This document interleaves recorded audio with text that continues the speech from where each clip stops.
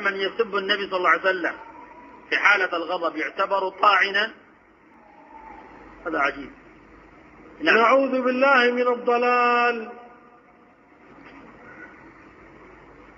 هذا الغضب من الشيطان، وغضب مصطنع،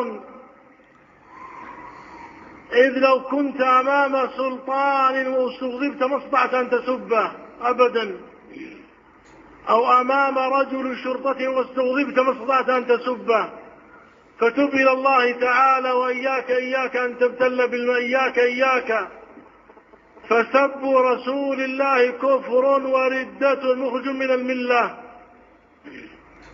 هذا سؤال وقد جاء الجواب عنه. يقول: هل من سب النبي صلى الله عليه وسلم يحكم بكفره أو أنه يحتاج إلى إقامة الحجة؟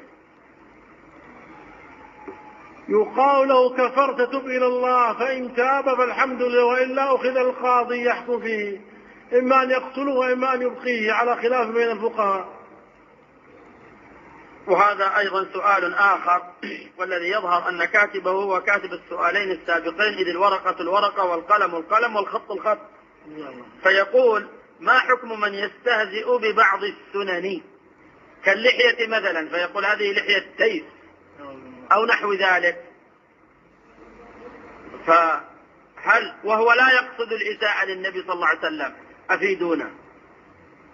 من نواقض الإسلام من استهزأ بشيء مما جاء به النبي صلى الله عليه وسلم فقد كفر. فالاستهزاء بشرائع الإسلام الظاهرة كفر بالله تعالى وردة. ولئن سألتم ليقولن إنما كنا نخوض ونلعب، قل أبالله وآياته ورسوله كنتم تستهزئون لا تعتذروا قد كفرتم بعد إيمانكم.